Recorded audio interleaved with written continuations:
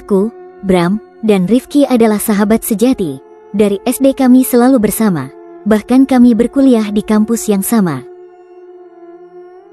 Rifki adalah anak yang paling pintar di antara kami, sedangkan Bram adalah anak yang paling kuat. Waktu SMA, si Rifki pernah juara matematika di tingkat provinsi dan Bram menjuari karate di tingkat nasional. Kedua sahabatku itu sangat hebat. Aku selalu tertinggal oleh mereka dalam hal apapun, tidak terkecuali dalam hal pernikahan. Sekarang umurku 30 tahun, Bram dan Rifki sudah berumah tangga. Setahun belakangan ini, persahabatan kami benar-benar renggang. Kami jarang nongkrong lagi di warung mie pinggir jalan. Setiap kali kuajak mereka nongkrong, jawabannya pasti sibuk dan berujung pada pertanyaan yang membuatku kesal. Kapan sih Jo, lu nikah? Lu udah tua. Ayolah jangan banyak pilih. Nikah itu enak loh. Pasti kalimat itu yang keluar dari mulut mereka. Bukannya aku tidak mau nikah, tapi sampai saat ini aku belum dipertemukan dengan wanita yang tepat. Siklus asmaraku dari dulu sangat monoton. Biasanya kalau aku suka sama perempuan, pasti perempuannya tidak menyukaiku. Dan kalaupun ada perempuan yang naksir padaku, entah kenapa biasanya aku tidak suka sama perempuan itu. Begitu dan begitu terus dari tahun ke tahun. Aku tidak pasif. Selama ini aku gencar mencari jodoh. Sayangnya, jodoh itu bukan perkara yang gampang. Aku mencari wanita yang bersifat baik. Sebab mau bagaimanapun sifat seseorang tidak akan bisa diubah karena itu adalah bawaan alamiahnya. Makanya daripada aku menyesal di kemudian hari, lebih baik memilih dengan hati-hati. Di hari Minggu pertengahan Agustus, aku datang ke acara pernikahan teman lamaku di Depok. Seperti biasa, aku selalu datang seorang diri, sementara Bram dan Rifki bersama istrinya. Setelah bersalaman dengan pengantin, aku pergi ke prasmanan dan mengambil makanan secukupnya. Ketika ingin bergabung dengan kedua sahabatku, kulihat meja mereka sudah penuh oleh temannya yang juga sudah berkeluarga. Bram memanggilku untuk gabung bareng mereka. Namun aku lebih memilih duduk sendiri daripada nanti dibully lagi. Di samping mejaku, ada sekelompok bapak-bapak lagi ngobrol. Kudengar mereka membicarakan soal jodoh. Aku menguping obrolan mereka, dan mereka menyebut tentang sebuah sumur yang bernama Penyandungan. Salah seorang teman mereka, sudah ada yang mencoba mandi di sana, dan langsung mendapatkan jodoh perempuan cantik. Tentu saja hal itu membuatku sangat tertarik untuk mencobanya juga. Tapi, Penyandungan, di mana itu? Kugeserkan tempat dudukku agar bisa menguping dengan jelas percakapan mereka. Dan rupanya lokasi sumur tersebut berada di daerah Banten. Sebelum mereka menyelesaikan makanannya, aku sudah mencatat baik-baik lokasi sumur Penyandungan itu dalam otakku. Apa salahnya dicoba? Siapa tahu sumur itu memang ampuh mendatangkan jodoh. Lalu tiba-tiba, ada seorang wanita menghampiriku. Dia langsung duduk tepat di hadapanku. Dia Rini, cewek yang udah lama banget naksir sama aku. Tapi aku hanya menganggapnya sebagai teman, tidak lebih. Dari ekspresi wajahnya, dia terlihat kesal karena aku tidak bilang jika akan datang ke pernikahannya Rizka teman kami. Maksud Rini, kalau aku bilang, setidaknya dia bisa ikutan nebeng bareng motorku. Rin, lu mau nggak antar gua? Tanyaku. Kemana? Ke sumur Penyandungan, jawabku sambil menatap wajah Rini. Tempat wisata ya? Rini kegirangan, dari dulu dia memang pengin diajak jalan. Bisa disebut tempat wisata juga sih, tapi tujuan gua beda Rin, gua mau cari jodoh di sana. Cari jodoh? Sejak kapan lu percaya tahayul kayak gitu? Rini mengerutkan dahi. Nyoba aja Rin, siapa tahu manjur, ujarku. Rini terdiam sejenak. Ya udah kapan? Tanya Rini. Besok. Kok mendadak banget? Ini darurat soalnya, gua pengen cepat nikah, sergahku. Rini seperti sedang mempertimbangkan ajakanku. Jemput aja besok di rumah, kata Rini singkat. Aku tahu dia sebenarnya kecewa. Lalu, cie, Rini ama Bejo duduk bareng. Tiba-tiba Bram menggoda kami dari meja seberang. Kawin dong, ayo kawin, tambah Rifki. Lu kira kami ayam disuruh kawin? Jawabku. Mereka malah tertawa. Keesokan paginya, ku jemput Rini di rumahnya. Aku sudah mencari informasi tentang sumur Panyandungan itu di internet dan aku yakin tidak akan nyasar. Kami berangkat naik kereta. Setibanya di stasiun tujuan, perjalanan dilanjutkan dengan naik mobil angkot menuju lokasi sumur Panyandungan. Kami berdua tiba di sebuah perkampungan. Aku sempat bertanya pada salah satu penduduk di sana tentang keberadaan sumur Panyandungan. Katanya kalau aku mau ke sana, harus izin terlebih dahulu pada kuncennya, yaitu Abah Maman. Kami pun dibawa oleh salah satu warga menuju rumah Abah Maman. Ternyata Abah Maman ini orangnya sangat ramah. Dia dan istrinya menyambut kedatangan kami dengan baik. Makanan ringan disuguhkan. Kami juga dibuatkan teh hangat oleh istrinya, Abah Maman. Abah paham soal itu. Jodoh memang kadang susah kadang gampang. Banyak orang yang datang ke sumur ini untuk minta didekatkan dengan jodohnya. Tapi ingat, tidak semuanya manjur. Ada yang gagal juga, tergantung nasibnya masing-masing, kata Abah Maman. Aku mengangguk-angguk, sementara Rini hanya mendengarkan saja. Dia tidak berkomentar sedikit pun. Aku tahu kalau Rini tidak percaya dengan hal gaib seperti ini.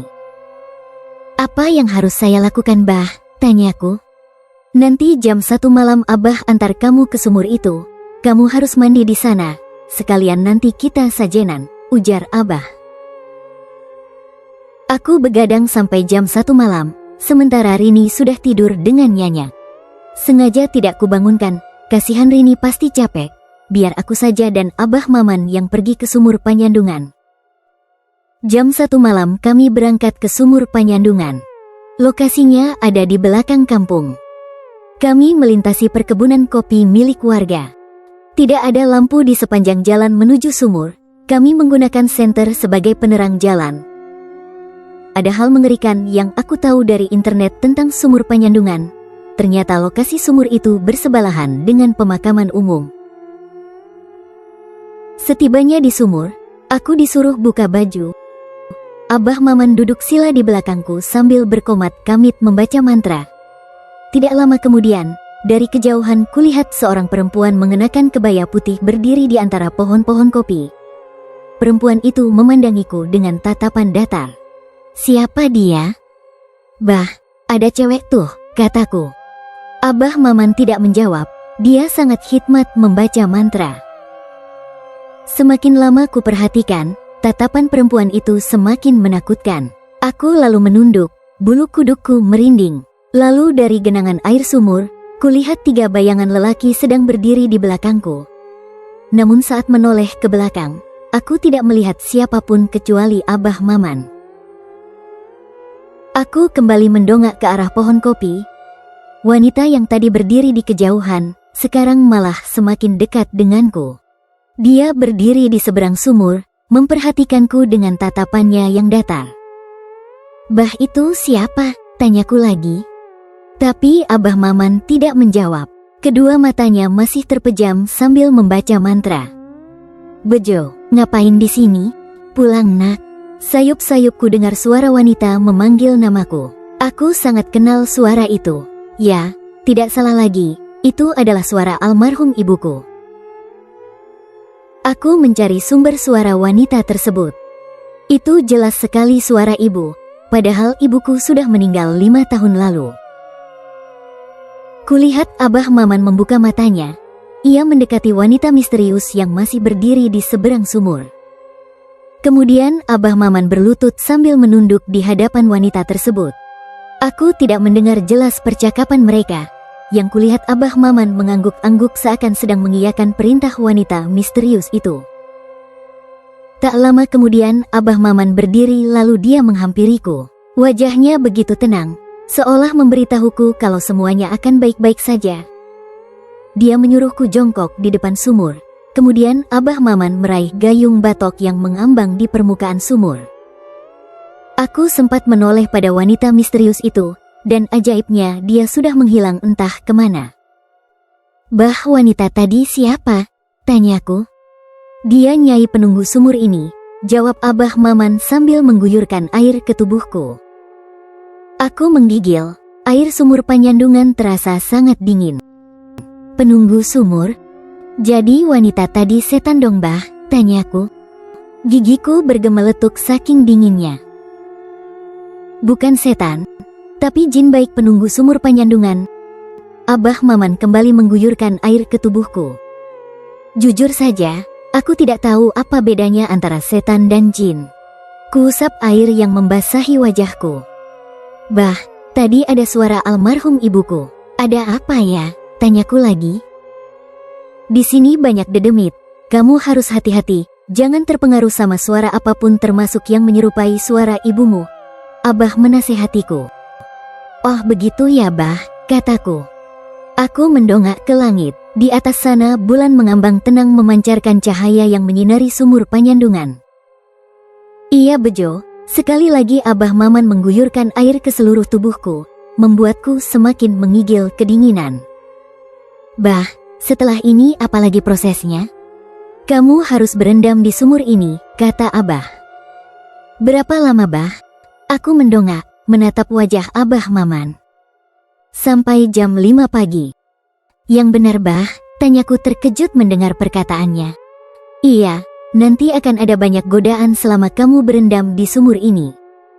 Ingat, apapun yang kamu lihat atau dengar, jangan sekali-kali keluar dari sumur Panyandungan. Kalau kamu keluar dari sumur ini, otomatis kamu gagal, jelas Abah Maman. Tampaknya dia sudah menyelesaikan guyuran terakhirnya. Baik Bah, tapi Abah Maman nungguin aku kan di sini? Tanyaku ragu-ragu. Oh tidak, Abah mau pulang. Nanti pagi Abah kesini lagi. Wah yang benar aja Bah. Aku takut sendirian di sini, sergahku. Kamu lebih takut sendirian di sumur ini? Apa jadi bujang lapuk seumur hidup? Tanya Abah Maman sambil terkekeh. Tapi Bah, sudah, ikuti saja perintah Abah. Abah yakin kalau kamu kuat berendam di dalam sumur ini, kamu pasti segera dapat jodoh. Aku menunduk. Jantungku berdegup lebih cepat. Aku tahu kalau sumur ini angker dan aku akan berendam sendirian di sini. Tapi tetap pakai senter kan Bah? Tanyaku lagi. Kupeluk tubuhku sendiri yang menggigil kedinginan. Saat ini aku hanya mengenakan celana kolor yang sudah basah kuyup. Iya, nanti Abah tinggalin 1 senter di sini, katanya. Tidak lama kemudian, aku disuruh masuk ke dalam sumur itu. Ternyata kedalaman sumur Panyandungan hanya sedadaku. Agar bisa bernapas, aku harus berdiri sampai jam 5 pagi di dalam sumur ini. Abah Maman menggantungkan lampu senter pada dahan pohon kopi dekat sumur. Abah pergi dulu ya, nanti pagi Abah balik lagi ke sini. Iya Bah, timpalku. Aku ditinggalkan seorang diri di sumur ini. Abah Maman tidak memberiku mantra apapun. Dia hanya menyuruhku agar tidak keluar dari dalam sumur.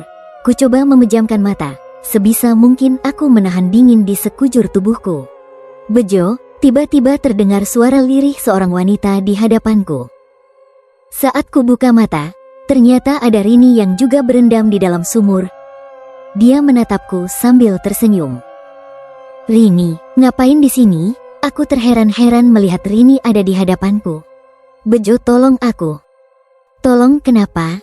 Aku melangkah mendekatinya. Di belakang kamu Jo. Wajah Rini ketakutan, dia seperti melihat sesuatu yang mengerikan. Dengan perlahan dan ragu-ragu, aku menoleh ke belakang. Tapi anehnya tidak ada apa-apa di belakangku. Hanya ada senter yang menggantung di dahan pohon kopi. Nggak ada apa-apa kok.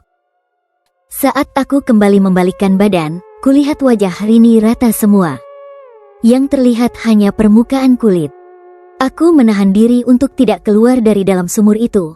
Kupejamkan mata. Tubuhku bergetar kedinginan. Lalu terdengar suara gemericik air seperti ada yang sedang mendekat ke arahku. Bejo. Sebuah tangan yang terasa kasar dan berbulu meraba wajahku. Aku tidak berani untuk membuka mata karena sosok di hadapanku pasti sangat mengerikan. Tolong jangan ganggu aku, kataku sambil menggigil. Di dalam air juga ada sebuah tangan yang meraba kakiku. kurasakan kukunya yang panjang merayap di atas kulitku. Selama berendam di sumur itu, aku terus diganggu makhluk gaib. Kadang ada yang meniup kupingku. Ada suara teman-temanku yang seakan sedang ngobrol di pinggir sumur. Dan yang tidak kalah mengerikan adalah, aku mendengar kembali suara almarhum ibu yang menyuruhku untuk pulang. Untungnya tekadku sangat kuat. Sampai pagi tiba, aku berhasil berdiam diri di dalam sumur itu. Abah Maman pun datang, dia menyuruhku untuk keluar dari dalam sumur. Sambil tersenyum, dia memberiku sebuah handuk. "Selamat Bejo, kamu berhasil, Abah yakin jodohmu akan segera datang," ujar Abah Maman sambil menepuk pundakku. Mimpi itu datang lagi untuk yang ke-10 kalinya. Dalam mimpi, aku melihat pasar malam di pesisir pantai. Di sana ada seorang perempuan bernama Novi. Dia begitu manis. Tingginya semampai, tubuhnya indah gemulai. Setiap kali dia tersenyum, terlihat lesung di pipinya sebelah kiri. Namun, yang membuatku heran, ke-10 mimpiku itu sama. Baik tempat atau adegannya sama sekali tidak ada yang berbeda. Mungkin hanya orang gila yang percaya pada mimpi, tapi rasanya aku memang sudah gila. Aku mulai percaya dengan mimpiku itu. Barangkali itu adalah sebuah isyarat. Kuingat-ingat setiap objek yang terlihat di mimpi itu. Kurai buku catatan dan mulai menulisakan satu persatu. Kutulis pasar malam, pantai, SMKN 3, dan seorang ibu pedagang sawo. Semua itu kulihat dalam mimpi. Aku menggelengkan kepala. Semua objek yang kutulis ini belum cukup untuk menggali informasi tentang lokasi pasar malam itu. Tidak lama kemudian, aku tersentak karena ingat sebuah objek. Dalam mimpi itu aku juga melihat sebuah bas pariwisata bertuliskan, rombongan ziarah makam Syekh Asnawi. Segera ku cari lokasi makam Syekh Asnawi di internet, dan ternyata makam itu memang ada. Lokasinya tepat di pesisir pantai Caringin, Pandeglang. Aku juga mencari tahu tentang SMKN 3 di sana. Lagi-lagi mimpiku benar. Sekolahan itu memang ada di Caringin. Bulu kudukku seketika merinding. Mimpi itu bukanlah sebuah kebetulan. Aku tidak boleh menyia-nyiakannya. Pada hari Sabtu, aku berangkat sendirian ke Caringin. Banyak bus-bus pariwisata yang mengangkut para peziarah. Aku sama sekali tidak mengenal siapa itu Syekh Asnawi. Setelah ku cari tahu di internet, ternyata dia adalah seorang ulama besar di Banten. Syekh Asnawi terkenal sebagai ulama yang aktif menentang kolonialisme Belanda. Bahkan, beliau sempat dijebloskan ke penjara oleh Belanda karena pemberontakannya dianggap mengancam kedudukan Belanda. Pencarianku semakin menemukan titik terang saat melihat seorang ibu-ibu pedagang sawo di pinggir jalan. Tidak salah lagi, wajahnya mirip dengan yang kulihat dalam mimpi. Segera ku hampiri ibu tersebut, aku bertanya soal pasar malam di pesisir pantai. "Mas dari sini lurus, nanti pas ketemu gang pertama, Mas masuk dan dari sana tinggal lurus aja, pasar malamnya dekat pantai," terang ibu penjual sawo. "Jadi beneran ada pasar malam di sana, Bu?" "Iya, ada Mas." "Baik, terima kasih ya Bu." Aku langsung menuju lokasi yang ditunjukkan oleh ibu penjual sawo. Benar saja, aku ingat betul kalau ini adalah pasar yang kulihat dalam mimpi. Aku harus menunggu sampai pasar ini ramai pengunjung. Selepas maghrib, pengunjung mulai berdatangan. Para pedagang sibuk menjajakan dagangan mereka. Namun, aku tidak tahu apa yang harus kulakukan di sana. Untuk beberapa saat, aku hanya nongkrong di tukang bakso sambil memperhatikan lalu lalang pengunjung. 2 jam berlalu, aku belum juga melihat wanita yang ada dalam mimpiku. Malam semakin larut, para pengunjung satu persatu meninggalkan pasar malam. Pedagang juga mulai membereskan tenda mereka, tapi aku belum juga melihat wanita itu. Mungkin mimpi itu hanya bunga tidur.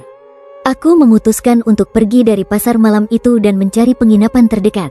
Namun, sesaat sebelum pergi, ekor mataku menangkap seorang wanita berkerudung merah yang sedang membeli nasi goreng. Kuperhatikan baik-baik wajah wanita itu. Tidak salah lagi, dia adalah wanita yang kulihat di dalam mimpi. Tanpa banyak basa-basi lagi, aku langsung menghampirinya. "Novi ya?" tanyaku. Wanita itu tampak bingung. "Siapa ya?" tanyanya. "Kenalin, aku Bejo." Kusodorkan tangan ke wanita itu. Ragu-ragu dia menyambut tanganku. "Novi," timpalnya singkat. Untuk beberapa saat kami sama-sama diam. "Kamu siapa? Tahu namaku dari mana?" tanya dia lagi. Sangat konyol kalau aku bilang tahu dari mimpi. "Media sosial, aku suka lihat sosial media kamu." "Oh, begitu," kata Novi. "Aku sangat bahagia, itu adalah pertemuan yang paling berkesan dalam hidupku." Semakin lama aku dan Novi semakin akrab, ternyata dia sudah tidak punya orang tua. Dia hanya tinggal bersama kakak laki-lakinya. Aku tidak peduli dengan latar belakangnya itu, yang penting aku merasa nyaman bersamanya. 2 bulan dekat dengan Novi, akhirnya aku memutuskan untuk menikahinya. Pernikahan kami sangat meriah. Aku tidak menyangka ternyata sumur penyandungan itu manjur. Aku tahu Rini pasti kecewa, tapi mau bagaimana lagi, aku benar-benar mencintai Novi, wanita yang kukenal lewat mimpi. Setelah 1 minggu Novi menjadi istri sahku, tidak ada hal janggal dalam rumah tangga kita. Hingga akhirnya, suatu malam aku terbangun dan istriku tidak ada di kamar. Kucari dia ke seluruh ruangan rumah, tapi tetap tidak ada. Jelas aku panik dan segera lari keluar rumah untuk mencarinya. Di luar kulihat Novi sedang mengobrol sendirian di halaman rumah. Aku penasaran, apakah istriku bisa melihat hantu? "Nov, kamu ngobrol sama siapa?" Aku menghampirinya. Kok kamu bangun?" tanyanya balik. "Iya, aku kaget kamu hilang." "Tadi kamu ngobrol sama siapa?" "Hantu ya?" Aku terus mendesaknya. "Iya mas, maaf aku baru bilang sama kamu kalau aku bisa melihat hantu. Tadi ada pocong yang mau masuk rumah kita, tapi udah aku usir," jelas Novi. Aku tidak menyangka kalau istriku ternyata seorang indigo. "Nanti kita bicarakan lagi soal ini. Sekarang ayo kita masuk," ajakku. Selain kejanggalan itu, aku juga mulai mempertanyakan ketaatannya terhadap ajaran agama. Soalnya selama tinggal serumah dengan Novi, aku tidak pernah sekalipun melihatnya salat, apalagi mengaji. Pernah suatu malam saat aku sedang membaca Al-Quran, Novi menghampiriku dengan wajahnya yang panik. "Mas, aku lagi sakit gigi. Baca Al-Qurannya nanti saja ya," ujar Novi. Dia menyuruhku untuk berhenti membaca Al-Quran. Aku bingung, katanya dia sakit gigi, tapi dia tidak mau diajak ke dokter. Tampaknya memang ada sesuatu yang belum ku ketahui tentang Novi. Tingkahnya semakin lama semakin aneh. Aku harus tanyakan ini ke orang pintar. Aku bekerja sebagai freelancer di bidang desain grafis. Pekerjaan ini membuatku lebih banyak waktu untuk mengawasi tingkah Novi di rumah. Pagi ini Novi sedang masak di dapur, sedangkan aku sibuk mengerjakan pesanan klienku. Tak lama berselang istriku seperti mengobrol dengan seseorang di dapur. Sesekali ku dengar ia tertawa. Istriku seperti sedang mengobrol dengan teman akrabnya. "Novi, kamu kenapa sih? Aku nggak suka dengar kamu ngobrol sendirian kayak gitu." "Maaf mas," Novi menunduk. "Kamu ngobrol sama siapa? Hantu?" "Dia temanku," jawab Novi pelan. Aku menggelengkan kepala. Aku nggak mau punya istri yang berteman dengan hantu. "Lia, udah, aku minta maaf mas," Novi menatapku. Dia lalu menoleh ke kanan. "Kamu pulang aja ya, suamiku marah," kata Novi kepada sosok yang tak kasat mata di sampingnya. Setelah Novi bilang seperti itu, jendela dapurku terbuka dengan sendirinya. Seperti ada sesuatu yang keluar dari ruangan ini. "Nov, aku paham kamu bisa lihat hantu, tapi aku tidak bisa membiarkan istriku berteman dengan makhluk halus. Sekarang kamu udah jadi istriku. Aku mohon jangan berinteraksi dengan hantu lagi ya." "Iya mas, aku janji," dia kemudian memelukku. Tengah malam, lagi-lagi aku terbangun. Novi sudah tidak ada di tempat tidur. Aku pun bangun untuk mencari istriku. Sebelum sempat membuka pintu kamar, ku dengar suara Novi sedang mengobrol dengan seseorang. kali ini aku dapat mendengar suara lawan bicaranya itu. Kubuka sedikit pintu kamar lalu mengintip Novi dari celah pintu. Yang kulihat kali ini benar-benar membuatku tercengang. Istriku berubah wujud, wajahnya hitam legam, kukunya panjang sampai menyentuh lantai. Aku dapat mengenalinya karena dia masih mengenakan baju tidur. Aku juga dapat melihat lawan bicaranya itu, sesosok genderuwo bermata merah menyala. Kututup pelan-pelan pintu kamar agar tidak terdengar oleh Novi. Sekujur tubuhku bergetar ketakutan. Aku baru sadar kalau selama yang kunikahi adalah Dedemit. Pantas saja sampai saat ini Novi tidak mau mengajakku berkunjung ke rumahnya. Bisa jadi Novi dan kakaknya itu adalah Dedemit yang tinggal di pepohonan atau di tempat-tempat keramat lainnya. Gagang pintu kamarku bergerak. Buru-buru aku naik ke atas ranjang lalu berpura-pura tidur. Posisi tidurku membelakangi pintu. Novi naik ke atas kasur lalu tangan kanannya memelukku dari belakang. Istriku masih dalam wujud yang mengerikan. Badannya bau busuk, itu membuatku mual. Aku juga dapat merasakan kukunya yang panjang menyentuh tubuhku. Tidak ada yang bisa kulakukan. Kalau aku berontak, Dedemit ini pasti akan menyerangku. Lebih baik aku membiarkannya tidur bersamaku malam ini. Keesokan paginya, aku pergi dari rumah.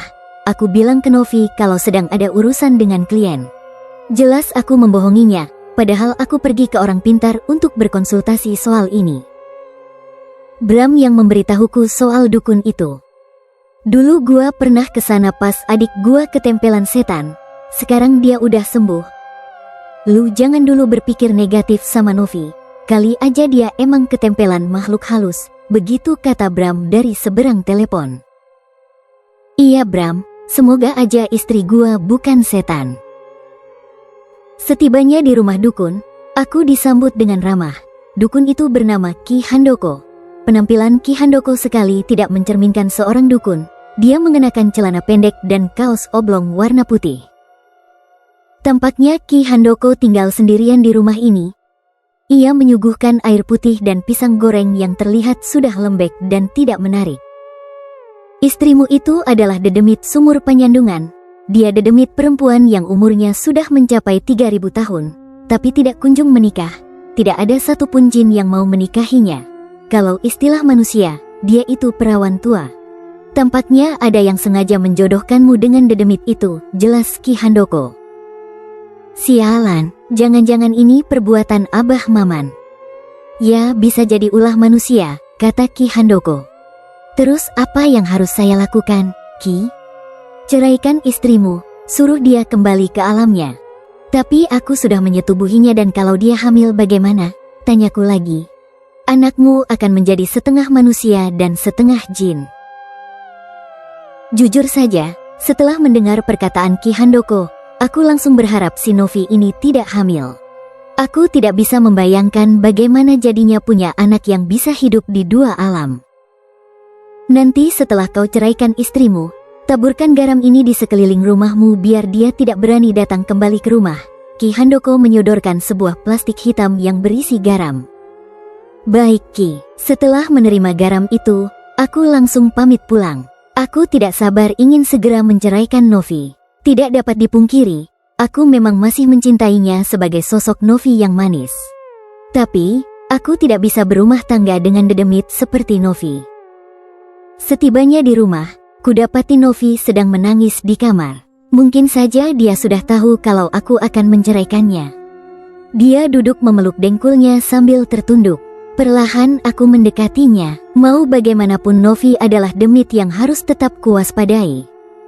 Nov, kamu jahat mas, kata Novi sambil menangis. Maafin aku Nov. Novi menoleh kepadaku. Tampaklah wajahnya yang hitam legam. Dia juga bertaring, bahkan air liurnya menetes dari mulutnya. Jangan mendekat, aku mundur beberapa langkah. Novi terus menangis sambil melangkah mendekatiku.